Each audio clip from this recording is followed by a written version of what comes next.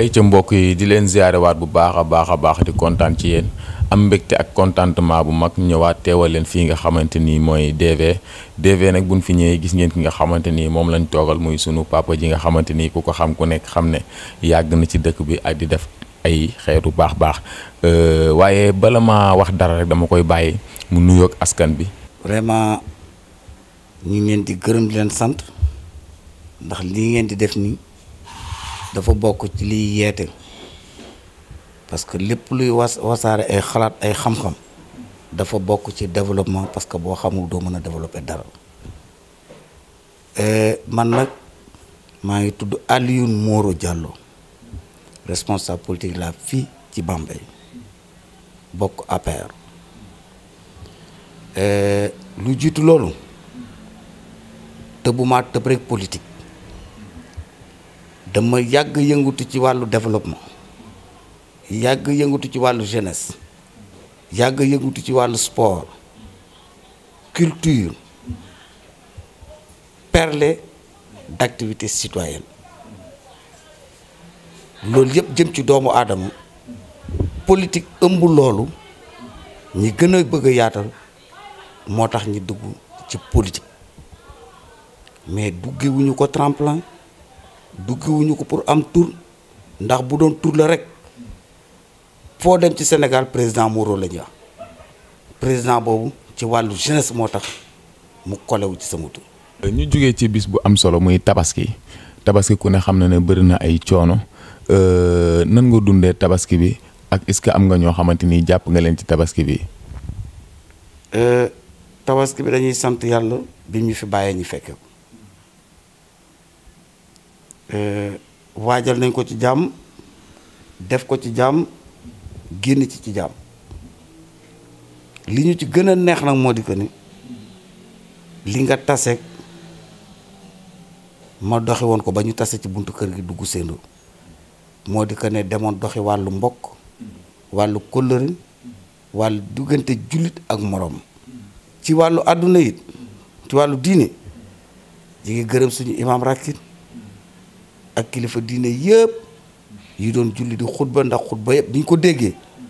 ku ko topp doo am jafe-jafe àdduna waxuma laa nag bay am jafe-jafe àllaaxira ñi ñu sedd bokkal jamono aussi ñi ngi nuyu ñëpp ñu nekk ci dëkk bi di yëngatu ci wàllu politique ndax politique dafa metti moo xam ñi ànd ak ñun moo xam ñi àndut ak ñun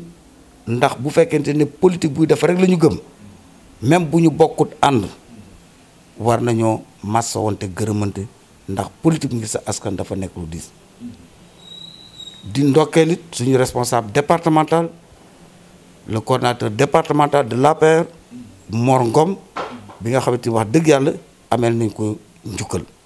lan ngay ñaax jeune Bambey ba nga xamante ni tabaski bii di ñëw dina fekk jeunes yi tamit xaw a yokku as tuut. li may ñaaxee jeune Bambey moo di que ni ñëpp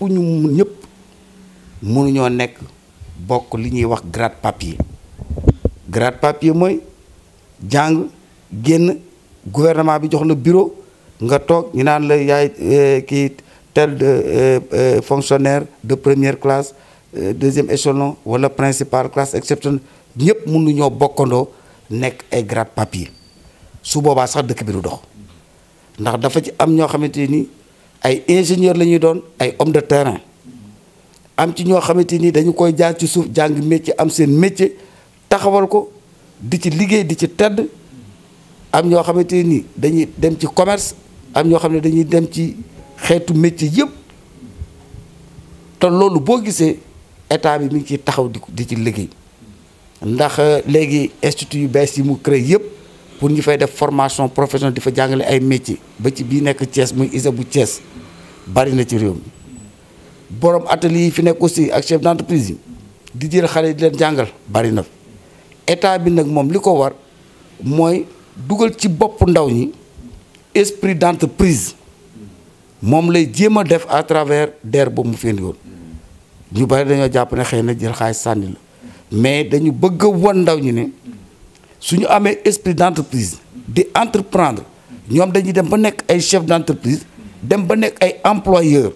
romb sax liggéeykat mais nekk ay employeur. politique de jeunesse nag ak politique d'emploi dafa metti surtout que bu fekkente ne mag nga moo xam ne da nga conscient nga yeewu suba toog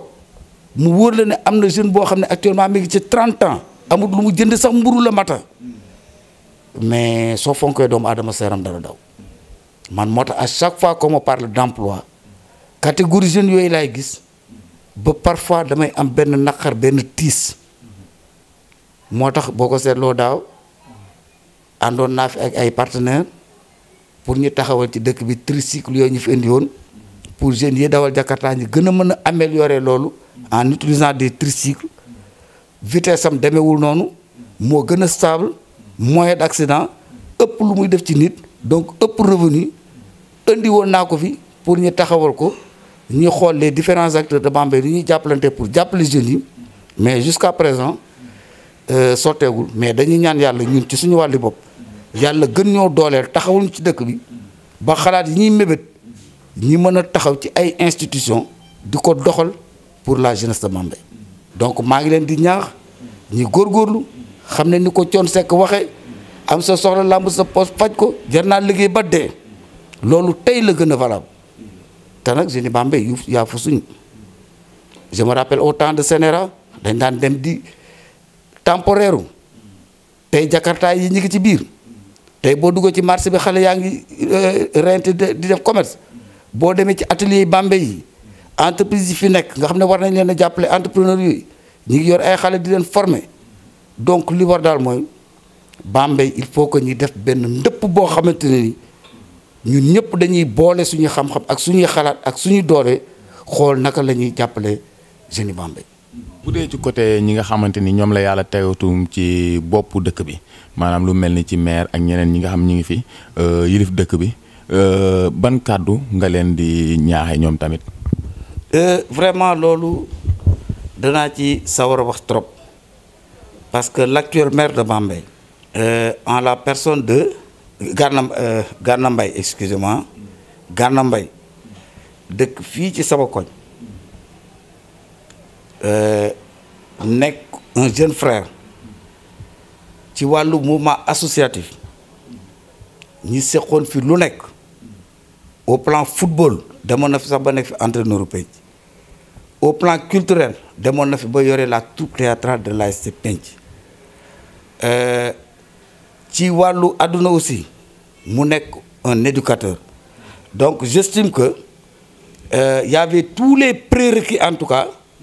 boo xamante ni war nit war na ko mën a dajale pour diriger à son niveau seulement avec mairie bu Bambey dafa laaj jàngat bu mat sëkk premier jàngat bi mooy actuellement amul doole boobu mairie bi amul doole wu li mu war a régler loolu nag dafa laaj ay xalaat laaj ay pexe laaj ay lëkkaloo laaj ay ouverture yoo xamante ne ni bu xalaat yëpp dajee ba ñu càmbar ko ba teg ko danañu mën a dégager les voies et moyens d'abord de rendre puissante du point de vue financier économique d'abord l'institution communale et ensuite boo xoolee Bambey bopp yëpp a ngi fi bu dee ci wàllu menuiserie bu dee ci wàllu mécanique bu dee ci wàllu tailleur domaine bu mu doon bopp yooyu ñu ngi fi rawatin nag université bu Bambey ñëw di ko implanté wu fi domaine boo jël yaa des docteurs yoo xam ne tey dañuy xëyee Bambey ci domaine boo jël nag buy suqali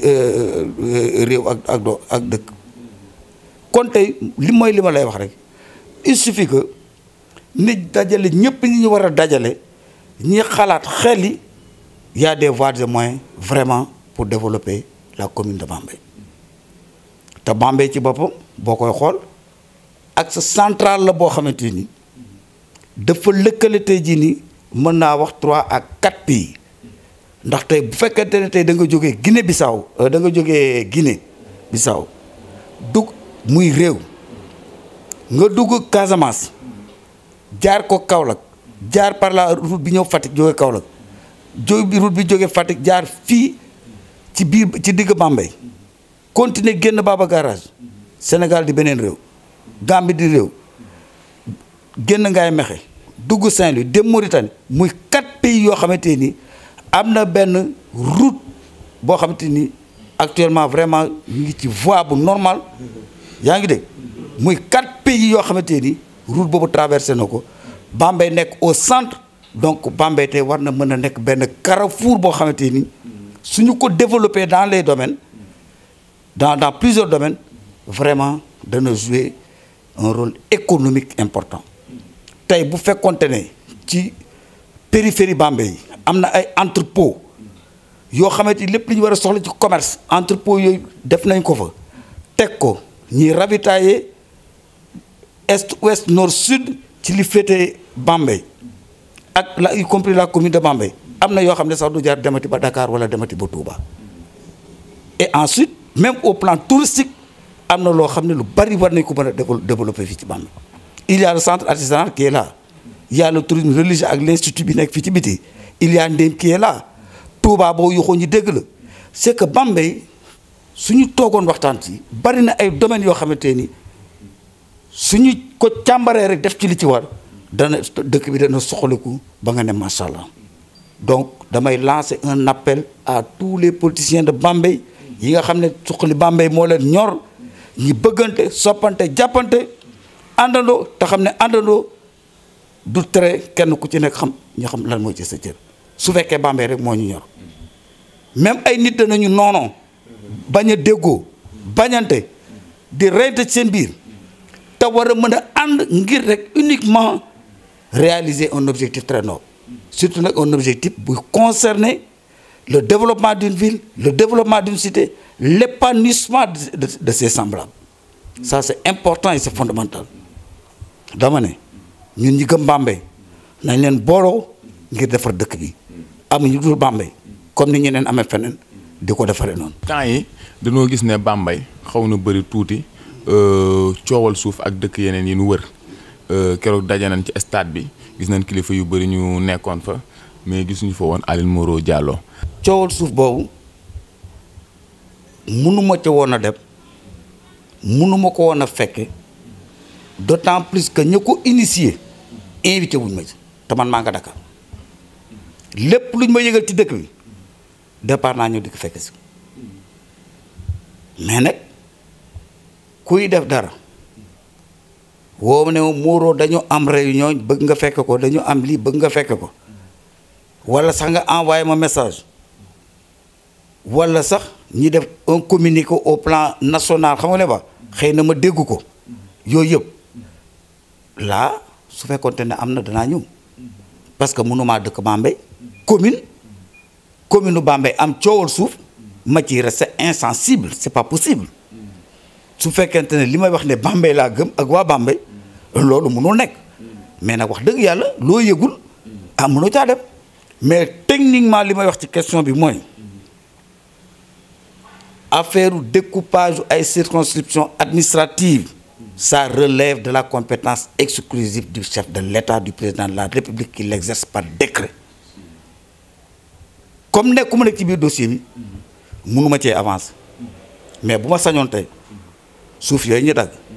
ñu jox ko waa Bambey commune parce que ñi amul kër dafa bari rawatina ñi nga xamante ni ñoo mujj dëkk si nekk ci périphérie bi ñi leen di wax ay Daaru Salaam ñenn ñi jox ay bay dëkk ak yu demee noonu fa ñu dëkk mënuñu koo tabax ndax amaguñu titre de propriété donc à titre précaire la ñu dëkkee donc seen sort war nañu préoccuper muy ñëpp ñi nga xamante ni fa ñu dëkk amaguñu titre de propriété loolu lu ñu soxal la te bu ñu sañoon comme lii mën na ko régler vraiment ñu profitoo ci régler seeni cas maintenant yeneen communes yi ñuy wër muy la commune de Thiakhar de Ngoy